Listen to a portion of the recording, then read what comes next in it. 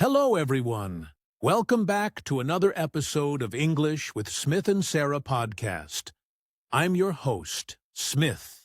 And I'm Sarah, your friendly co-host. We're so happy to have you here with us today. Whether you're listening at home, walking outside, or just relaxing with a cup of tea, we're excited that you're spending this time with us. Absolutely. And today's episode is all about something that many English learners find really difficult. Maybe you've felt this before. You're watching a movie or listening to a native English speaker talk, and suddenly, you understand nothing. It sounds fast, it sounds confusing, and it's like all the words are mixed together. Has that ever happened to you? Oh yes, that's very common. Many learners say, I can read English, I understand grammar, but when someone speaks fast, I just get lost. And guess what? That's totally normal. You're not alone and you're not bad at English. It's just a skill that takes time and the right kind of practice. That's right. So, in this episode, we're going to talk about how to understand fast-spoken English. We'll explain why it's difficult, what happens when native speakers talk quickly, and, most importantly, how you can improve your listening step by step. Our goal is to help you feel more confident when you hear fast English, like in movies, real conversations, or even in other podcasts. And don't worry, we'll speak slowly and clearly so you can follow everything. This episode is made for English learners just like you, beginners, intermediate learners, even advanced ones who want to improve their listening and speaking. You're all welcome here. We also want to say this. If you want to improve your English, one of the best things you can do is listen often. And podcasts like this are a great way to practice. You don't need a classroom. You just need your ears, your mind, and your time. So get comfortable. Grab a notebook if you want to take notes, or just listen and enjoy. We're going to help you understand how fast English works. And more than that, we're going to help you feel like you really can do this. Let's get started on this journey together. Ready to learn how to understand fast-spoken English? Let's dive in. All right, so now let's talk about the big question. Why is fast English so hard to understand? I mean, a lot of learners think, I studied vocabulary, I know the grammar rules, I can read English, but when I listen to native speakers talk, it's like a completely different language. That feeling is really common, and there's actually a reason for that. Yes, and one big reason is something called connected speech. Now that sounds a bit technical, but let's make it simple. Connected speech just means that in real life, people don't speak word by word. They don't say, I am going to eat now. Instead, they connect the words together and say something like, I'm gonna eat now. Exactly. So when native speakers talk, going to becomes gonna. Want to becomes wanna. Got to becomes gotta. These changes happen naturally, and they're totally normal in everyday English. But for learners, it can be confusing because they didn't see it in the textbook. Right. In class, you learn proper grammar and full sentences, but in real life, we cut and blend words. It's just how people speak when they're relaxed or talking fast. And that's why sometimes learners think native speakers are speaking too fast. But actually, it's not just speed. It's the way the words change and connect together. That brings us to the next point. Yes, native speakers do speak quickly. But here's the thing. They're not trying to be difficult. It's just how they naturally talk. When we speak our own language, we usually speak fast, too, without realizing it. And in English, fast speech often means we don't pronounce every single sound clearly. So instead of, "Did you eat yet?" You might hear "jeet yet." And if you're not used to that, it sounds like a whole new word. But don't worry. With time and listening practice, you'll start to notice these patterns. It's just like learning to hear music in a new style.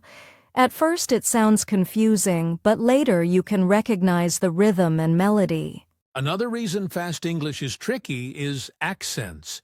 English is spoken in many countries: the US, UK, Canada, Australia, South Africa, and more.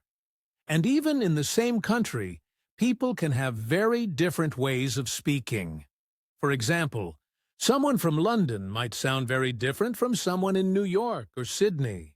Yes. Some accents are slower and clearer, and others are faster or have different pronunciation. That can make listening even more challenging.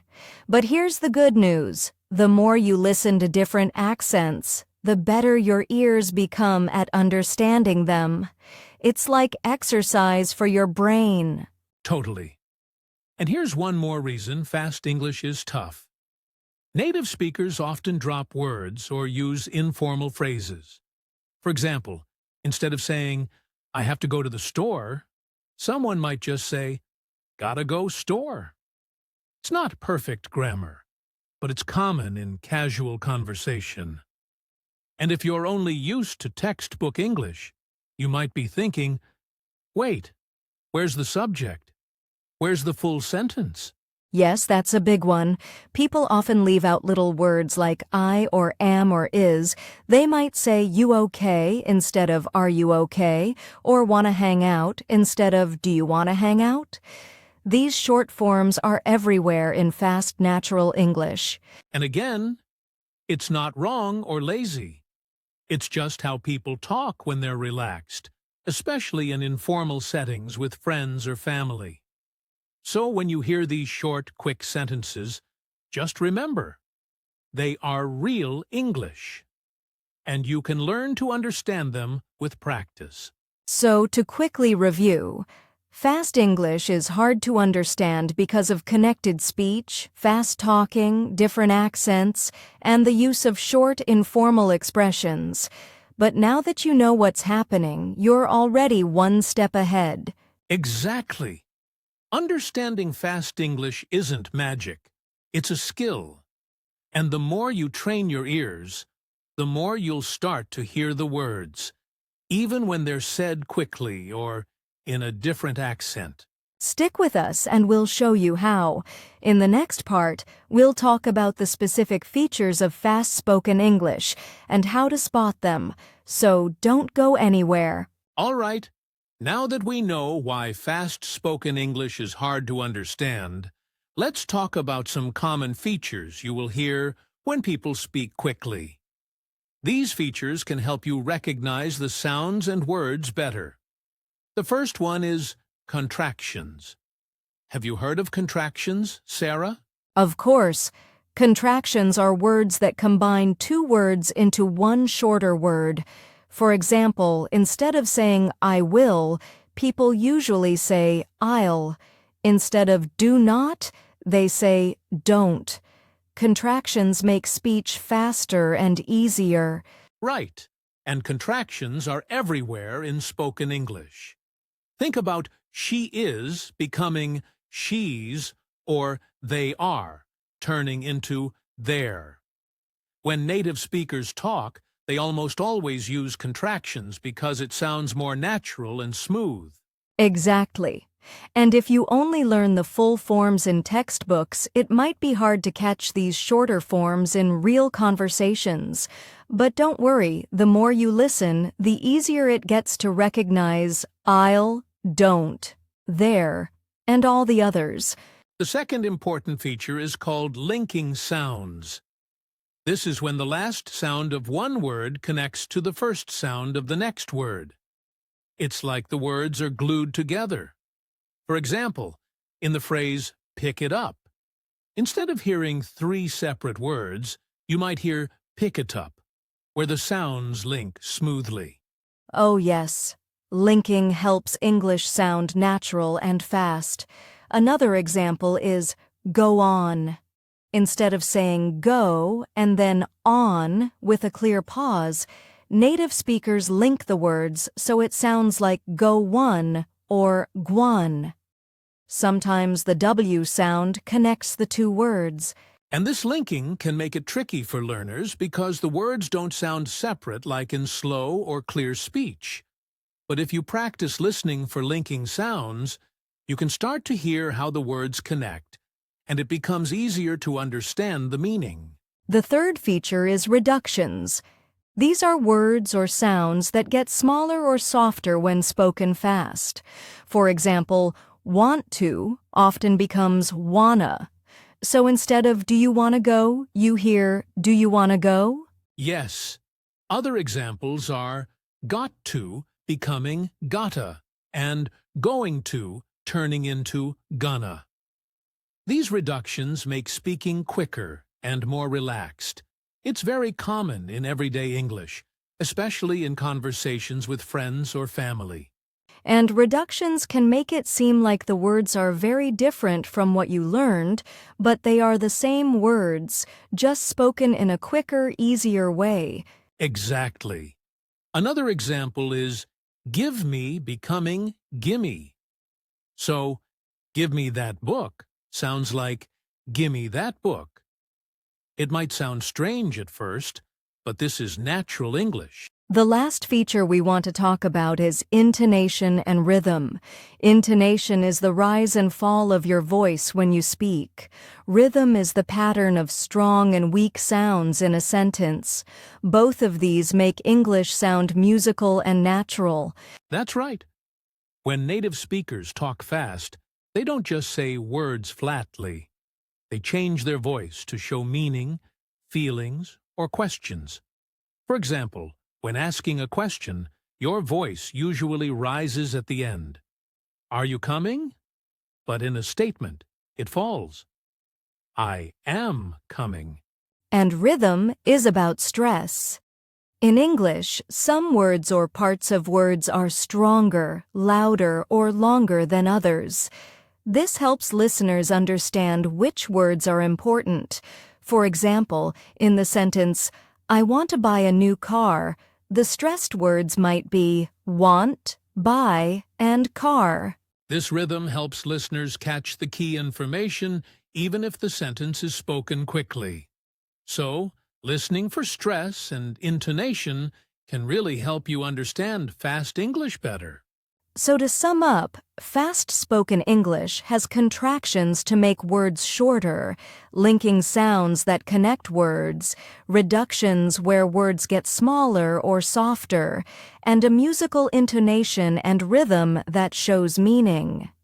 When you learn to listen for these, understanding fast speech becomes much easier. Yes, it takes time, but with practice, your ears will learn these patterns, and fast English will start to sound natural and clear to you. Don't worry if you don't get it all right away. Keep listening and practicing. And remember, in our next section, we'll share some practical tips on how you can practice understanding fast English every day. So stay tuned. Okay, Sarah. So we've talked about why fast English is hard and what makes it sound the way it does. Now, the big question, how can learners actually practice to understand it better? What do you think is the best way to start? Great question, Smith. The first thing I always tell learners is to listen to real conversations or podcasts in English. It's so important to hear how people actually speak, not just how textbooks say they should speak. Podcasts, TV shows, movies, even YouTube videos are all great sources. Yes, and the more you listen to real speech, the more your brain gets used to the sounds, the speed, and the patterns we talked about earlier. Contractions, linking, reductions, rhythm. Your ears start to recognize these things naturally. It's like training your ear muscles. That's right. But sometimes just listening isn't enough. You might hear a fast conversation and feel lost. This is why I recommend learners use subtitles or transcripts if possible. Subtitles are the words on the screen that show what's being said, and transcripts are written versions of the conversation. Using subtitles is really helpful because listen and read at the same time. You hear the words, and you see them spelled out. This helps you connect the sounds to the letters and meanings. After you listen once or twice with subtitles, try listening again without them to test yourself. Exactly. And transcripts are great because you can read the entire conversation carefully, maybe even look up new words or phrases before you listen. This prepares your brain to understand better when you listen next time. Now, here's another very useful technique called repeating and shadowing. Have you heard about shadowing, Sarah? Yes, shadowing is when you listen to a sentence or phrase and then immediately try to say it out loud, copying the speaker's rhythm, intonation, and pronunciation as closely as possible. It's like you're their shadow speaking right behind them. Exactly. Repeating after the speaker helps you practice not just listening, but speaking too. It trains your mouth to move quickly and naturally with English sounds.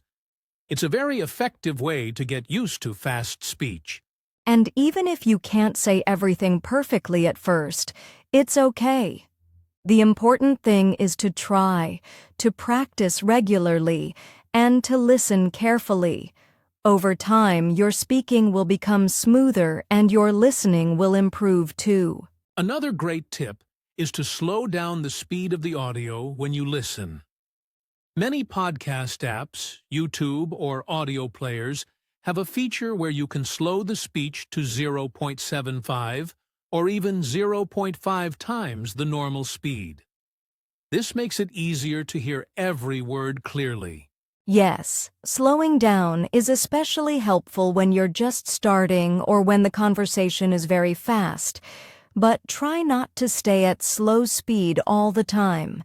Gradually increase the speed as you get better so your ears can adjust to the real pace of native speakers. And finally, the most important tip is to practice little by little every day. It doesn't matter if you only listen or practice for 10 or 15 minutes daily. The key is consistency. Small, daily practice adds up to big improvement over time. Absolutely. Consistency beats long, occasional study sessions. When you practice a little every day, your brain keeps building connections, and listening to fast English becomes easier naturally. So to summarize, practice by listening to real conversations or podcasts, use subtitles or transcripts, repeat and shadow the speaker, slow down the audio if needed, and most importantly, practice regularly every day. These steps will really help you understand fast-spoken English better. And remember, it's okay if you don't understand everything right away. Learning a language is a journey. Be patient with yourself and enjoy the process. That's right, Sarah. Keep practicing, and you'll see progress sooner than you think. Up next, we'll share some fun and creative ways to practice your listening and speaking skills.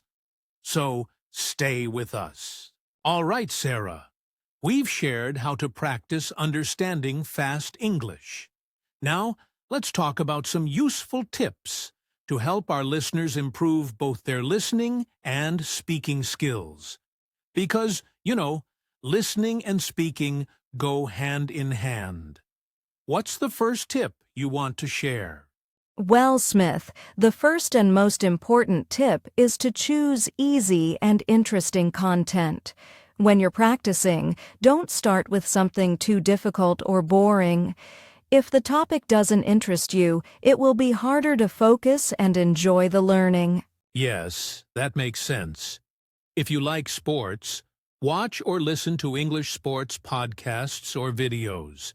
If you like cooking, Find cooking shows or recipe videos in English.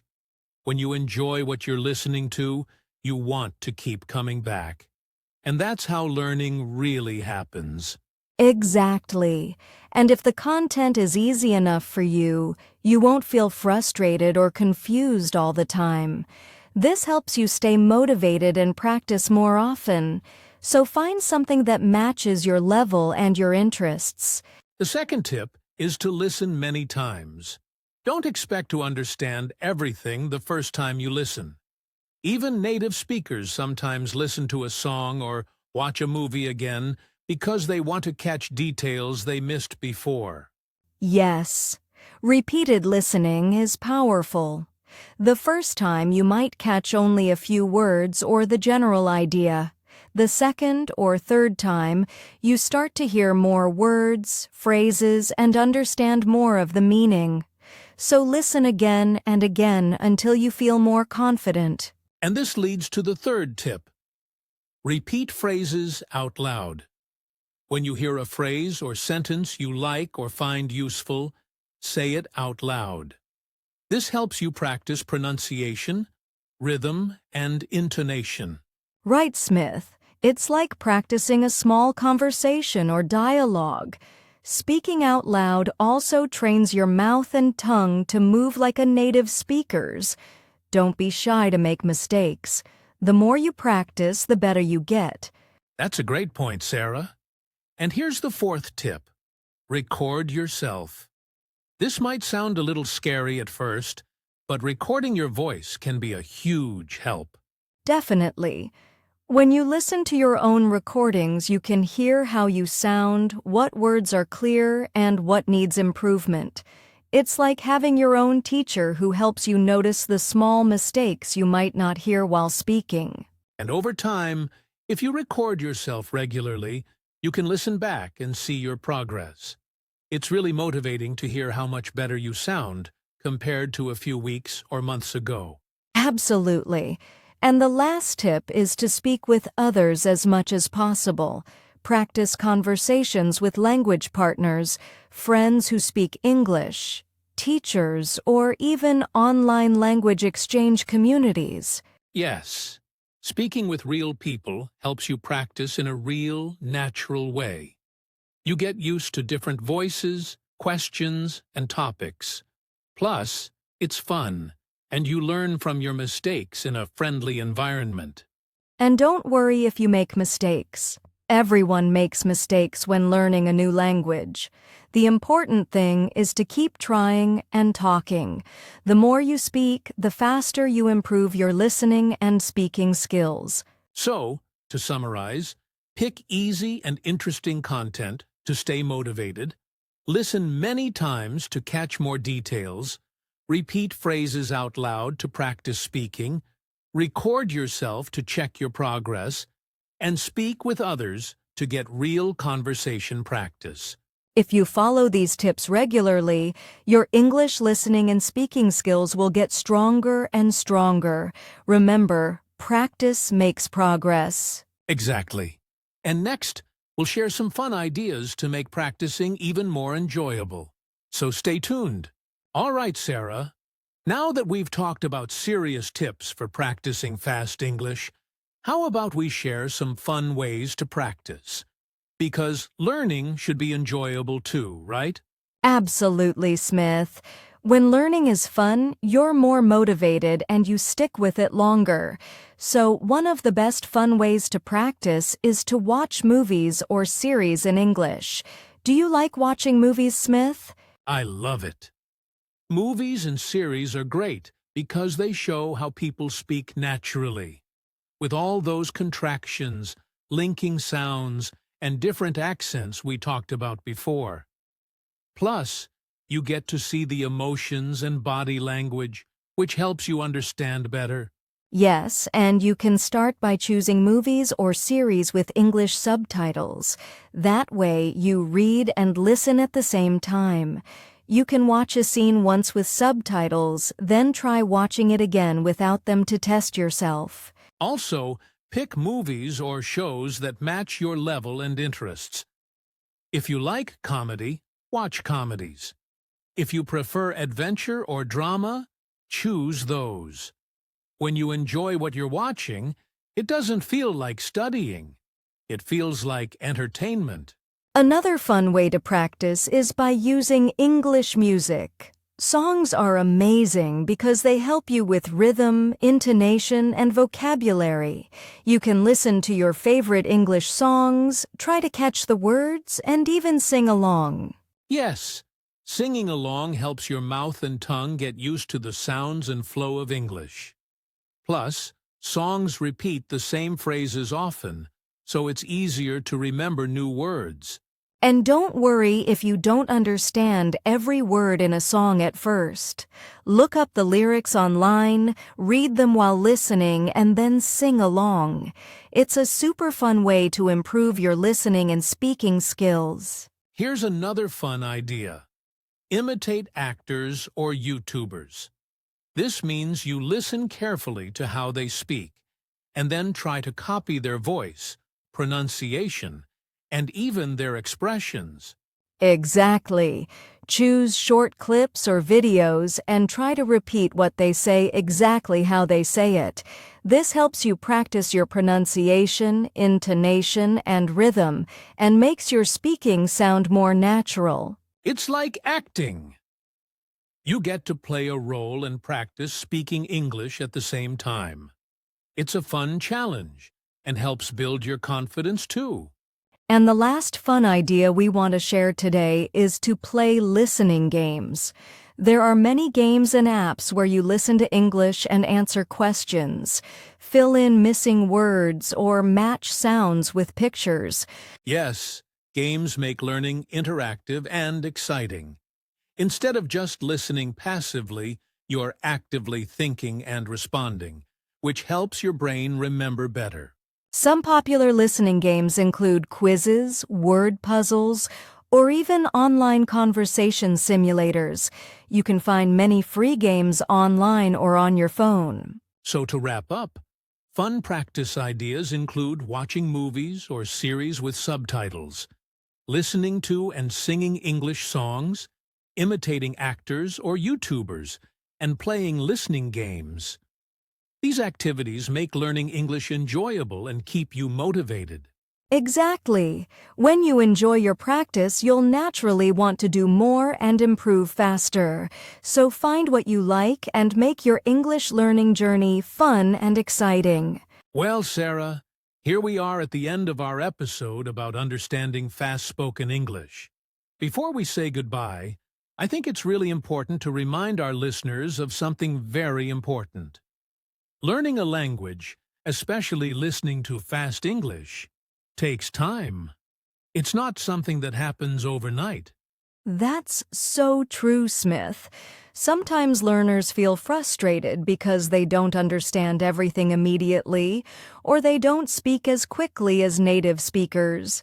But that's completely normal. Every single person who learns a new language goes through this phase. It's part of the journey. Absolutely. The key is to be patient and kind to yourself. Remember, progress is like climbing a mountain. You don't reach the top in one big step, but with many small steps. Every bit of practice you do brings you closer to your goal. And I want to share a short success story that I think will inspire our listeners. I once knew a learner who couldn't understand fast English at all. At first, they would feel overwhelmed and give up sometimes, but they kept practicing a little every day, listening to podcasts, repeating phrases, watching movies with subtitles. After 6 months, they started to understand much more, even fast conversations on the phone. That's a perfect example. Success doesn't come from magic. It comes from steady, consistent effort. And even if progress feels slow, it's still progress. Every time you listen, repeat, or speak, you're building your skills. I also want to remind everyone to stay confident. Confidence is a big part of language learning. When you believe you can do it, your brain works better and your speaking becomes more natural. Don't worry about mistakes. Mistakes are proof that you are trying, and trying is how you learn. Yes, so many learners hold back because they're afraid of making mistakes. But the truth is, mistakes are your friends. They help you improve and become a better speaker. So speak up, listen actively, and keep practicing with confidence. Before we finish, here's a quote I really like, and I think it fits perfectly. The journey of 1,000 miles begins with a single step. Every time you listen to this podcast, every time you practice, that's a step forward. I love that quote. So, to all our listeners, keep taking those steps, keep practicing, and remember, you are making progress every day, even if it doesn't always feel like it. Thank you so much for listening with us today. We hope you found these tips and ideas helpful and encouraging. Remember, learning fast-spoken English is a challenge, but it's also an exciting adventure. Exactly, Sarah. Stay curious, stay motivated, and most of all, enjoy the journey. We believe in you, and we're here to support you every step of the way. That's right. Until next time, keep practicing, keep smiling, and keep speaking English with confidence. Goodbye, everyone, and have a wonderful day. Bye-bye, take care, and see you soon.